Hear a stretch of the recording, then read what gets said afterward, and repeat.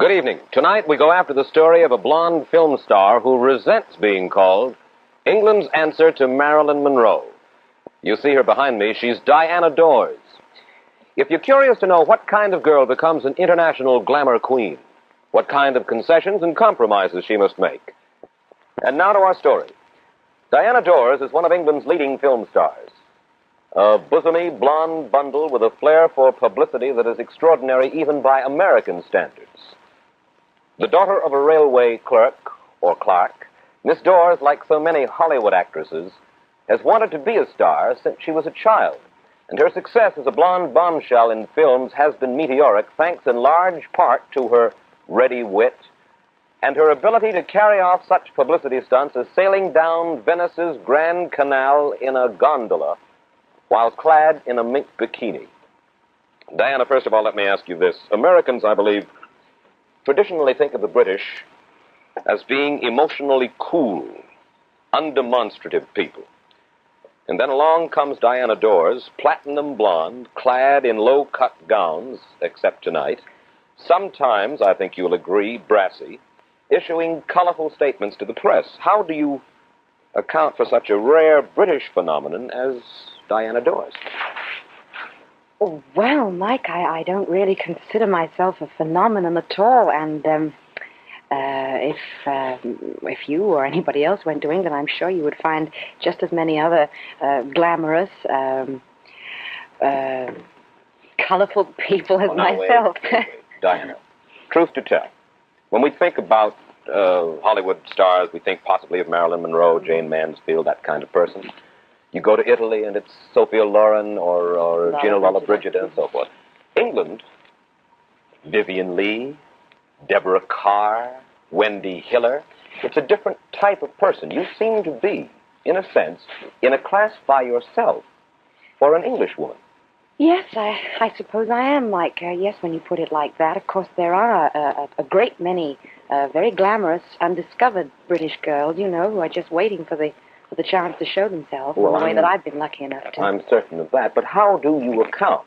How do you account for the fact that evidently the British aren't interested in producing more like you who have reached top rank? Well, I think that the British are certainly very interested in it, but as yet, maybe it has something to do with the British temperament of being a little cool and a little reserved.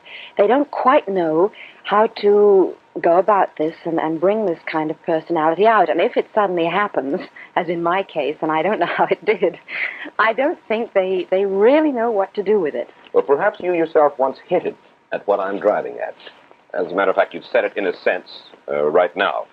An article about you in Time magazine, October 10th, 1955, said this. Miss Dors feels that English film directors are wary of sex. Mm-hmm. She says, I don't think they quite know what to do with it. What do you mean by that? Well, I don't think that, you see, Britain has made so many films which have not been on the kind of sex basis as opposed to Hollywood. Now, you know, don't get me wrong when I say that. I mean, Hollywood and Hollywood films and producers, I think, are the greatest showmen in the world. I think America has a natural flair for showmanship. And always there is usually a blonde who is a kind of sex symbol of the country, of the industry for a time, and then she moves out and somebody else moves in. Apart from that, there are a lot of other very glamorous stars in Hollywood, and they seem to build stories around them, stories that the public would like to go and see. They need not necessarily be classics, but they are box office. Well, by the same token, now, we were in Europe fairly recently, and I must say that Jane Mansfield was accepted by your public. Oh, yes, they love her. Indeed, they... do you think that England has any more restrained an attitude towards sex than the United States? No, I don't at all. And England, I think that facts show that probably the fans and the public in England are just as enthusiastic as they are in the United States or anywhere else in the world. Diana, how do you personally like all that your career demands, day in and day out? And I mean appearing in daring gowns and striking provocative poses for newspaper photographers, even sailing down Venice's Grand Canal in a gondola while clad in a mink bikini. How do you really feel about doing all that? Well, Mike, at the time that I did all those things, I felt that it was an essential part of the work that I was doing. Although some people may have frowned on it, especially when I call it work. It may sound a very silly word. But as far as the Venice incident with the mink bikini was concerned, I did that because so many columnists were ringing me up and saying, well, what are you going to wear at the festival this year? They expected me to wear something outstanding, something spectacular. And I dreamed up the mink bikini because I thought it might be just what they wanted. I can understand you're doing this, mind you. What I'm asking is what Diana Dors really feels inside. Do you like making an exhibition of yourself in that fashion? No, I don't. You see, we're really talking about two different people. We're talking about the Diana Dors that the world knows as a kind of publicity film actress who on the face of things likes to go out and be seen at premieres and nightclubs and wearing low-cut gowns and striking provocative poses, as you say. But the other Diana Dors, which is the one that I am inside, really doesn't like any of these things at all. Well, now, what things do you dislike most? This seems like the conventional thing to say, so if you will, tell me what you dislike most and what you'd really like to do. Well, the things that I dislike, although it may sound strange, I hate going out. And in fact, in England, I never go out at all. I don't like nightclubs. I don't like going to premieres or going around what is commonly known as the sort of smart places to be. The only time that I have ever showed up at these places has been when there is a premiere or when there is something that, publicity-wise, they say you should be seen. The other side of me would much rather stay at home, invite friends down, talk, swim, play tennis, and generally just loaf around and not have to get dressed and made up or anything. Well, now, how long have you been doing this other thing? Oh, this other thing I have been doing ever since I started in the business, because You started at a fairly early age. I believe that you started, did you not, in the same way that Marilyn Monroe started? You posed in the Altogether for photographers and as a model, did you not? No, I didn't, Mike. No, I started when I was 14. I was given a part in a film, and by the time I was 15, I was under contract to the Rank organization, and I had made something like 23 pictures by the time I was 17. Well, then you obviously have more money than you know what to do with. Why don't you decide to chuck the whole thing and be the person that you say that you would like to be? Well, I haven't got more money than I know what to do with. I wish I had. Because if I had, I probably would do just that, Mike. But I am going towards the goal, and how long it will take me, I don't know. I hope it will be soon. What's your goal? My goal is to have a farm in England and settle down and raise a family and forget the whole thing. Really? Really and truly. There's a book called Hollywood, The Dream Factory, by a woman by the name of Hortense Powdermaker. She says this about stars. She says that the motion picture industry stresses the look at me, look at my body types, their life at home, their parties, even the details of their sleeping attire, pajamas and no pajamas. Everything accents look at me. It's a way of life, not just a means of earning a living. Now, do you disagree when Ms. Powdermaker says that you've not just chosen a profession, but a way of life? It must be so ingrained into you now. No, not at all. I don't think. I think she is wrong when she says it's a way of life. I think that the sort of things that people read about film stars and what they sleep in and what they do and that kind of thing are usually the work of publicity departments and. Oh, but Diana, how can you disassociate yourself from this that is a fabric of your life, day in and day out? For instance, just a few days back, you and one of our reporters went to a restaurant here in New York during the lunch hour, and I'm told that as you stepped into the restaurant, a couple of hundred people looked up and opened their mouths and stopped eating, and remarks were passed, one thing and another. Now, you mean to say that you don't really get some honest satisfaction out of that? I get a satisfaction out of the fact that people recognize me, because when I started in this business, it was my genuine ambition to become a well-known film actress. And this part of it, I get a terrific kick out of. And they say, there is a saying that when people don't recognize you, don't ask you for your autograph, that's the time you should worry, and I quite agree. But at the same time, you know, it can, after a while, you begin to realize the tremendous strain of being a well-known personality. I mean, when I started, I had no idea of the sort of things that would happen and what it would entail as far as not being able to go to places that I really would like to go to because people stare and people maybe make remarks and maybe I wouldn't be expected to be seen in the place anyway. Do you like the way you look? Do I? Mm-hmm. Well, not all the time I don't, but... Generally speaking, you find yourself attractive. Oh, no, I wouldn't say that. No, I get so bored with looking at myself in the mirror every day. Well, I think that's probably true of all of us. But when I say, do you like the way you look? Do you like the long I hair try to make the most of myself. The blonde hair, and you obviously play up what attributes that you have. Oh, I do. You are proud of the way you look. I am not proud of the way I look, Mike, but I try to make the most of myself, and I try to appear in the best way possible. Do you ever yearn to look or act or be? And now please understand the sense in which I say this to you.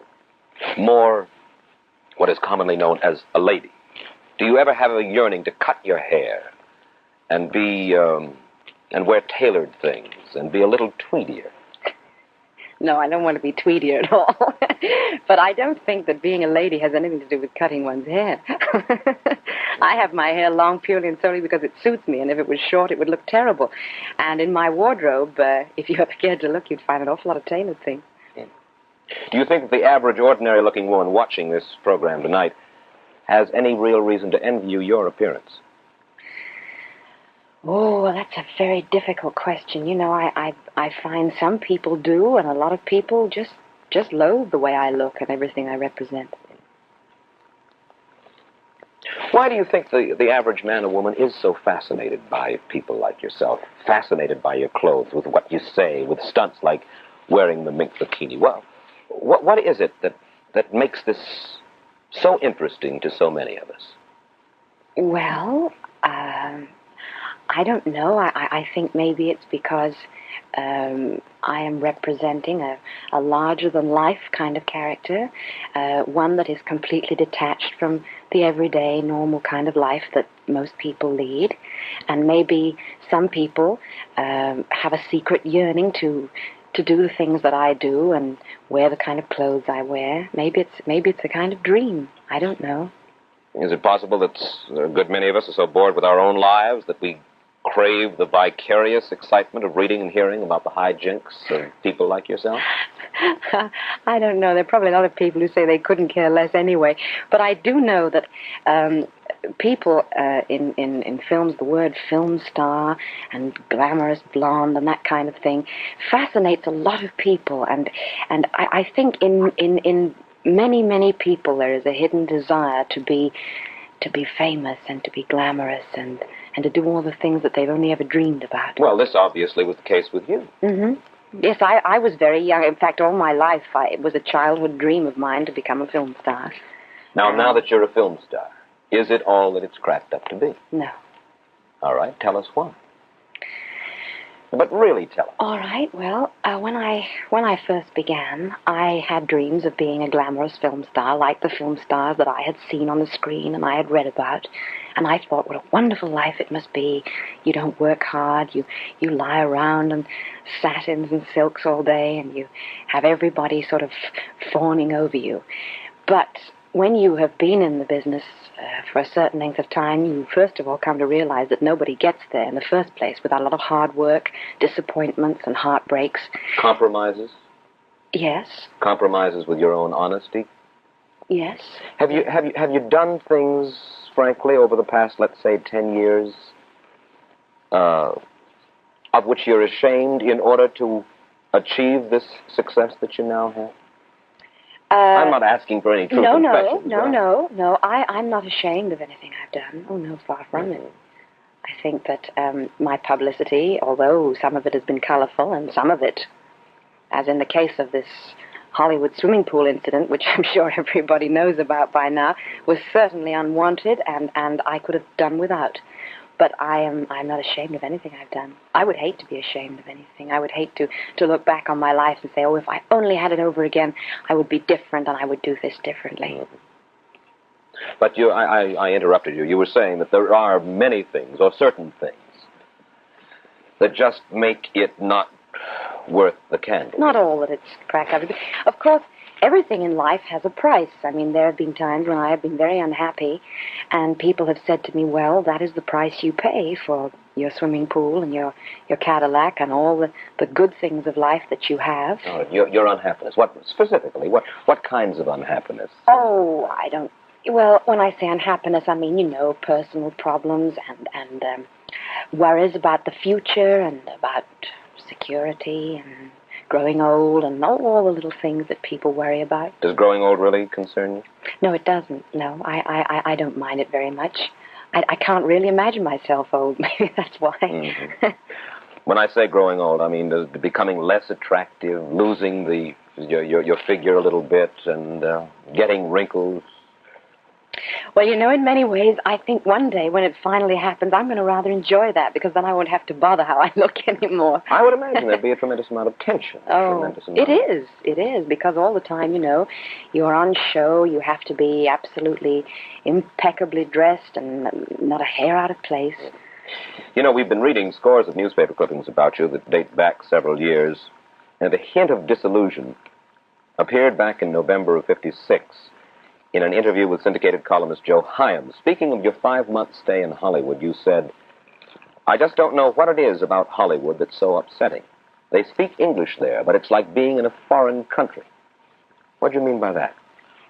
Well, Mike, now to start with, much as I like and respect Joe Hyams and his writing, I didn't exactly say that very statement. I certainly didn't say that I found Hollywood upsetting. I probably said that although... And I was referring to America when I said this. Although we all speak the same language, I think that we are in many ways foreign to one another in our ways. I mean, what you were saying earlier about the British being cool and reserved. I mean, the Americans are far from being that. I think we have a different way of life, different senses of humor, and generally are different. But I certainly didn't find that Hollywood upset me. On the contrary. You came here, I remember so well. You came here, how long ago was it for the first time? About a year and a half. About a year and a half. And you came with such a tremendous publicity and so much goodwill. Mm-hmm. And I rather felt that when you left, it had not been a totally satisfactory experience for you. No, it hadn't. Now, do you blame that on Diana Dors, or do you blame that on Hollywood? I blame it on both. What did Diana Dors do wrong?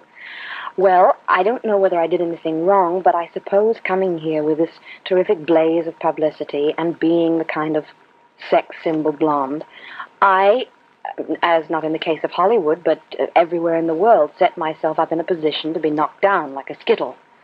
And this I was in Hollywood more than anywhere else I have ever been. You resent Hollywood for doing it to you? No, I think everybody has a perfect right to say exactly what they feel and what they think, and I don't resent Hollywood for saying a lot of the things that it did about me. I don't mind constructive criticism. What did Hollywood do wrong to Diana Dors? Well, first of all, there was the swimming pool incident, which was a terrible thing, and which upset me a great deal because, apart from anything else, everybody thought that it was a publicity stunt on my part, and it wasn't.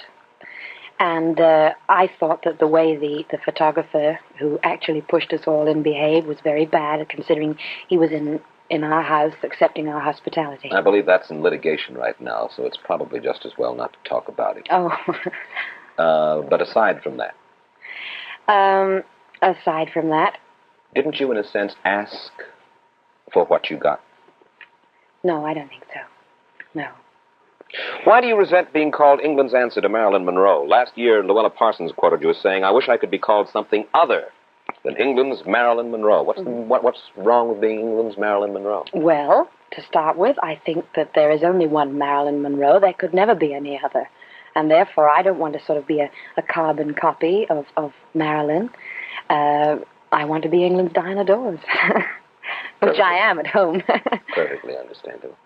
Diana, in a moment, I'd like to ask you about something you said recently about the private lives of film stars. You said any star who gets involved in politics is a fool. And in a moment, I'd like to know why you think that. Now then, Diana, a few days ago you told our reporter, quote, "In my opinion, any star who gets involved in politics is a fool." Surely you wouldn't want to entrust our politics exclusively to professional politicians. No, I think that it is perfectly all right for actors to have their own private opinions about politics, but I think it's a very bad thing for their careers to start getting heavily involved in them, as in the case of many people who have become involved in this communistic thing and have finished their wonderful careers completely stone dead. Now, what do you mean, people who have gotten involved in this communist thing and have finished their careers? Well, would you like me to mention some names? Would it matter? It depends, because obviously we don't want to tag anybody No, unnecessarily. of course not. Well, shall we say then, I mean, in particular, I'm thinking of two big and very wonderful Hollywood stars who have openly confessed to becoming communists or being communists. And because of this, their talent, their genius, and everything has been completely sidestepped. And now their careers are all washed up. Well, just because one gets involved in politics doesn't necessarily mean that one has to wind up becoming a communist. Oh, I agree. I am taking this thing a little too far this way. Certainly every citizen has a right, yes, and really the duty to express himself or herself politically. Yes.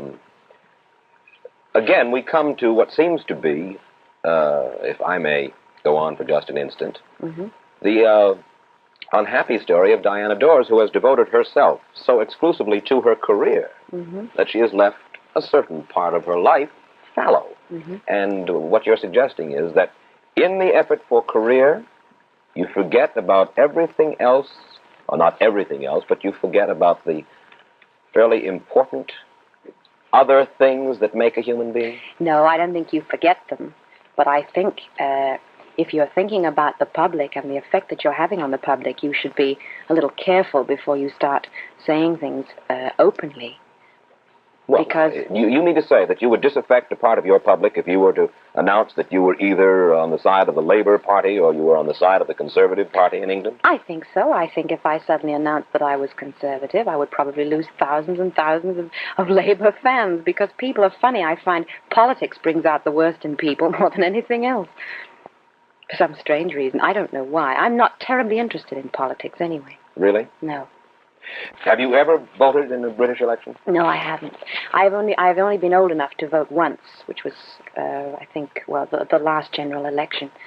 And at the time, I have never studied politics at all, and I didn't really see the reason why I should go and put a sign down or something that I didn't understand and didn't know. Aside from your profession, Diana, what interests you? What excites you? Oh, everything. I love to talk. I love to... Well, of course you like to talk. Now, what do you like to talk about? What? Anything rather than the profession. Have you ever studied anything? Have you ever really been involved in anything? No, I haven't, unfortunately, because it hasn't left me time to be involved or to take up anything seriously. But along the side, when I'm not appearing anywhere, when I'm not working in a film, I like to sort of creep around and find out things. Well, now I imagine, inasmuch as you're going to turn farmer shortly, that you'll be reading agricultural books. That's for sure. Diana, I thank you so much for coming and spending this time with us. And thank you, Mike. Good luck to you. Thank you for having me.